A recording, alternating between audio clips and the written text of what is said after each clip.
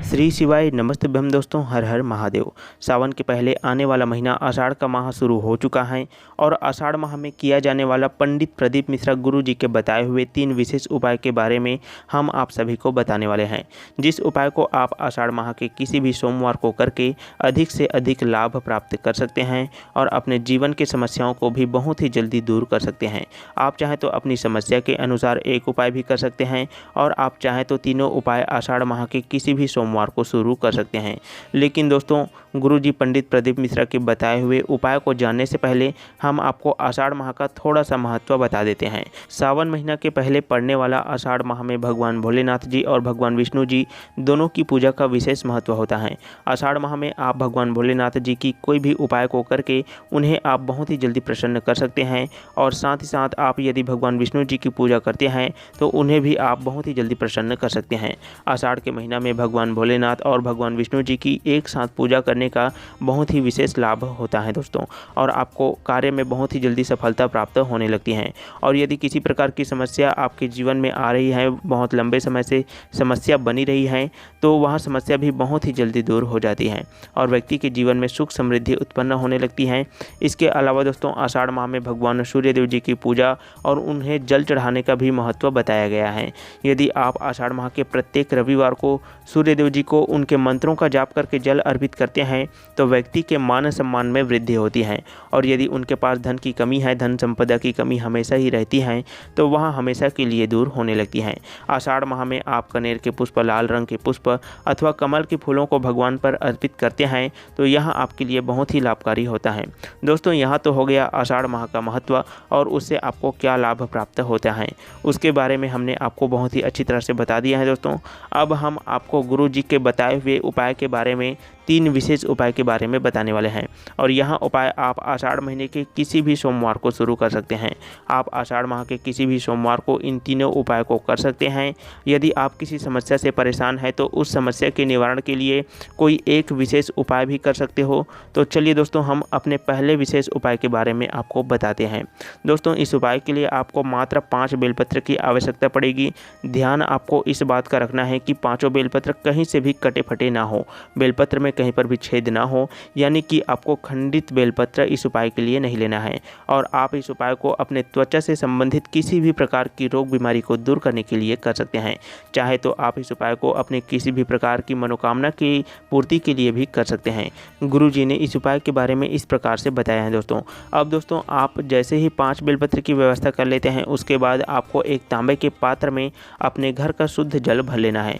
बस इतने से ही सामग्री आपको इस उपाय में उपयोग करना है। अब हम जान लेते हैं इस उपाय को आप आषाढ़ माह के सोमवार के दिन किस समय पर कर सकते हैं। तो आप आषाढ़ माह के सोमवार के दिन सुबह के समय जितनी जल्दी हो सके आप इस उपाय को कर सकते हैं। बाकी अगर किसी कारणवश आप सुबह के समय जल्दी से उपाय को नहीं कर पाते हैं दोस्तों, तो आप सुबह के समय 10, 11, 12 बजे तक भी उपाय को करते हैं, तब भी आपको उपाय का लाभ जरूर मिलता है। बात करते हैं इस उपाय को कौन से व्यक्ति कर सकते हैं। तो इस उपाय को यदि दांत, खाज, खुजली से संबंधित या त्वचा रोग से संबंधित किसी भी प्रकार की बीमारी के लिए आप कर रहे हैं, तो जिस व्यक्ति को त्वचा रोग हो गया है वह व्यक्ति इस उपाय को कर सकता है। बाकी अगर आप अपनी किसी विशेष मनोकामना की पूर्ति के लिए यह उपाय कर रहे हैं, तो वह घर की कोई बड़ी माता या बहन में से कोई एक माता बहन इस उपाय को करेगा तो और भी ज़्यादा लाभकारी होगा। क्योंकि दोस्तों, घर की जो माता बहन होती हैं वह घर की लक्ष्मी होती हैं और घर की लक्ष्मी कोई भी उपाय को करती हैं तो उपाय का फल बहुत ही बड़ा होकर और जल्दी से मिलता है। अब दोस्तों, आपको हमने इस उपाय को कब करना है, किस समय करना है और कौन से व्यक्ति इस उपाय को कर सकते हैं उसके बारे में बता दिया है। अब इस उपाय को आप घर पर कर सकते हैं या शिव मंदिर में कर सकते हैं, तो उसके बारे में हम आपको बता दें कि इस उपाय को आपको अपने घर पर बिल्कुल भी नहीं करना है। इस उपाय को आपको अपने आसपास के किसी भी शिव मंदिर में जाकर के ही करना होगा और उपाय को करते समय आपको शुद्धता का विशेष रूप से ध्यान रखना है। शुद्धता का मतलब है दोस्तों कि सुबह के समय आप जैसे ही स्नान करते हैं उसके पश्चात आपके मन में किसी भी प्रकार की ईर्ष्या द्वेष नहीं होना चाहिए, किसी से लड़ाई झगड़ा का भावना नहीं होना चाहिए। आपको उस सोमवार के दिन मन ही मन भगवान भोलेनाथ जी का स्मरण करते रहना है।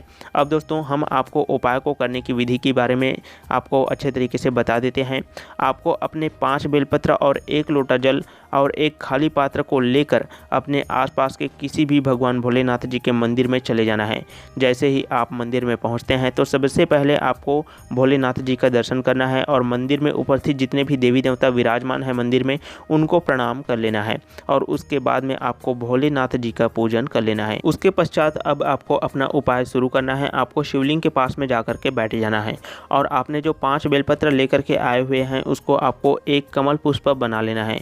उसके लिए आपको 5 बेलपत्र को एक एक करके फूलों के समान गोल घेरा बनाकर अपने हाथों में रख लेना है।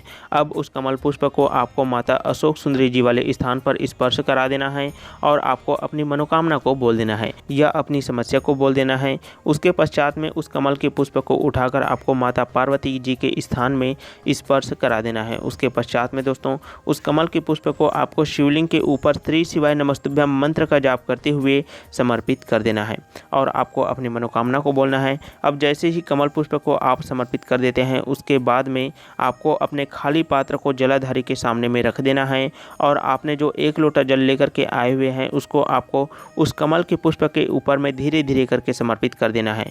बस इतना सा उपाय करने के बाद में आपको भोलेनाथ जी से प्रार्थना कर लेना है और उस कमल के पुष्प को आपको वापस से उठा लेना है और जो जल इकट्ठा हुआ है खाली पात्र में उसको भी आपको उठाकर अपने घर पर आ जाना है।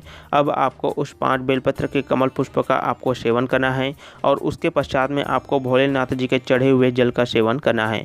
आप चाहे तो 5 बेलपत्र को एक साथ सेवन कर सकते हैं और जल को पी सकते हैं। यदि आप ऐसा नहीं कर सकते हैं, आपको कोई परेशानी है बेलपत्र का सेवन करने में, तो आप बेलपत्र को सुखाकर उसका चूर्ण बनाकर भी बाद में सेवन कर सकते हैं और उसके बाद जल का आचमन कर सकते हैं। दोस्तों इस उपाय को गुरुजी ने आषाढ़ माह के सोमवार से शुरू करने के बाद लगातार 11 सोमवार या 21 सोमवार करने के लिए कहा है। यदि आपको 11 सोमवार के पश्चात परिणाम दिखाई देने लगे तो आप 11 सोमवार के बाद उपाय को बंद कर सकते हैं, नहीं तो आप 21 सोमवार तक अपनी समस्याओं को दूर करने के लिए उपाय को करते रह सकते हैं। अब दोस्तों हम आषाढ़ माह के सोमवार में किया जाने वाला दूसरे विशेष उपाय के बारे में आपको बताते हैं। हिडिंबेश्वर महादेव के नाम से इस उपाय को किया जाता है। आप इस उपाय को अपने विवाह से संबंधित समस्याओं को दूर करने के लिए कर सकते हैं। जैसे कि आपका विवाह लगातार बहुत दिनों से नहीं हो रहा है, संपन्न नहीं हो रहा है या आपका उम्र बहुत ज़्यादा हो गया है, तो ऐसी कई समस्याओं के लिए आप यहाँ उपाय कर सकते हैं। गुरुजी ने इस उपाय के बारे में एक छोटा सा कहानी भी बताया है दोस्तों, जिसे हम आपको बता देते हैं। गुरुजी ने हिडिंबा की एक कहानी सुनाई जिसमें हिडिंबा भगवान भोलेनाथ जी को प्रसन्न करने के लिए रोज़ एक नियम बना लिया था। वह प्रतिदिन 7 वृक्ष की पत्तियां लाती और भगवान भोलेनाथ जी को उनके मंत्रों का जाप करके समर्पित कर देती थी, जिसे देखकर भगवान भोलेनाथ जी बहुत ही जल्दी प्रसन्न हो गया और उसका विवाह 5 पांडवों के भाई भीम से कराया।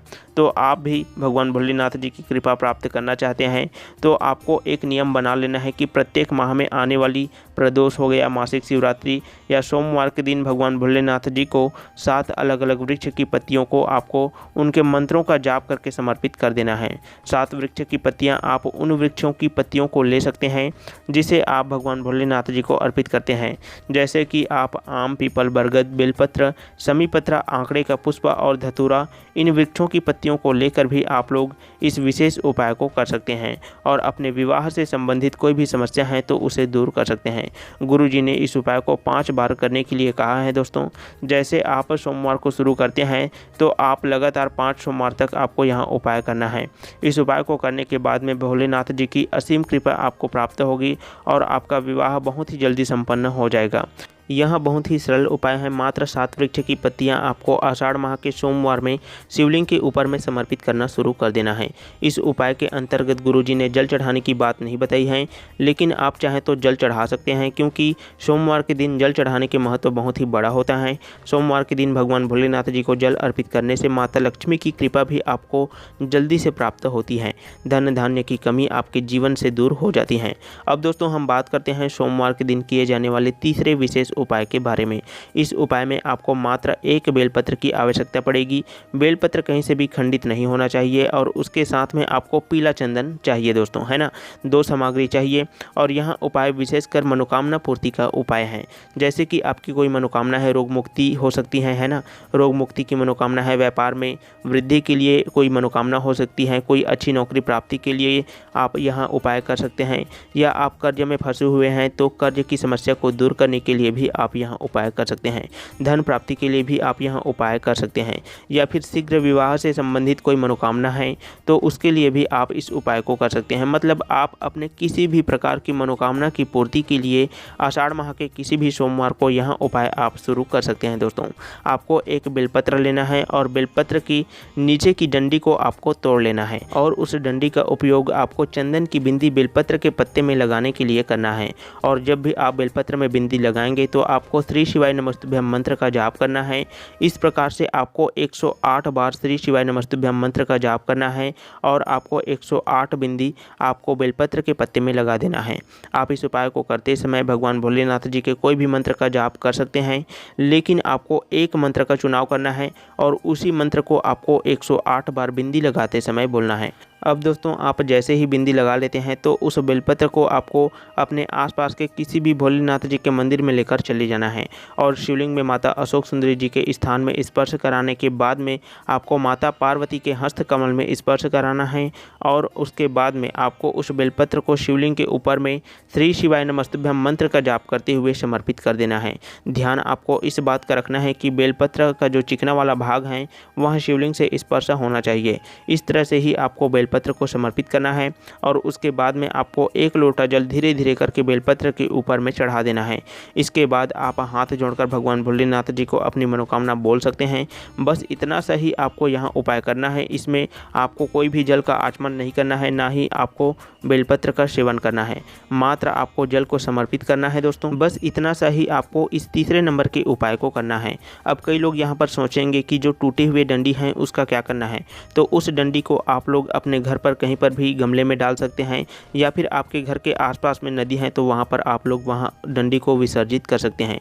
दोस्तों, आप इन तीनों उपाय को आषाढ़ माह के किसी भी सोमवार को शुरू कर सकते हैं और उसके बाद आप लगातार 5 सोमवार या फिर 11 सोमवार या 21 सोमवार तक करके उपाय का परिणाम प्राप्त कर सकते हैं।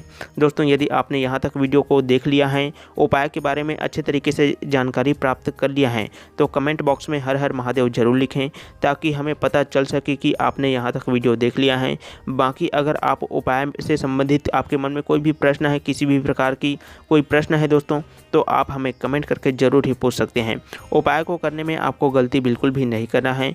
बहुत ही सरल सा उपाय है। यदि उपाय को करते समय कोई छोटी मोटी गलती हो जाता है तो उसे भगवान भोलेनाथ जी नज़रअंदाज कर देते हैं। और यदि आपने भगवान भोलेनाथ जी के कोई भी उपाय को किए हैं और आपको अभी तक लाभ नहीं मिला है, तो आप भगवान भोलेनाथ जी के मंत्रों का जाप मन ही मन करते रहें, या आप कोई भी काम करते समय जैसे काम करते हैं दोस्तों, तो आपको काम करते समय मन ही मन भोलेनाथ जी का स्मरण करते रहना है। भगवान भोलेनाथ जी इतने दयालु होते हैं कि वहाँ आपके जीवन की समस्याओं को थोड़ा लेट ही सही लेकिन दूर कर ही देते हैं। दोस्तों, यदि आप भगवान भोलेनाथ जी के उपाय को करते हैं और उनसे जुड़े रहना चाहते हैं तो आप हमारे चैनल को सब्सक्राइब जरूर करें, क्योंकि हम भगवान भोलेनाथ जी के नए नए उपाय के बारे में आपको हमारे वीडियो के माध्यम से बताते ही रहते हैं। और उपाय को करने की विधि क्या है, सही समय कौन सा है, इन सब की जानकारी हम आपको अपने वीडियो के माध्यम से देते रहते हैं। तो आप हमारे चैनल को सब्सक्राइब जरूर करें। बाकी आप सभी लोग स्वस्थ रहें, मस्त रहें और आपकी हर एक मनोकामना को भगवान भोलेनाथ जी पूरा करें। इसी मनोकामना के साथ में आप सभी को श्री शिवाय नमस्तुभ्यम हर हर महादेव।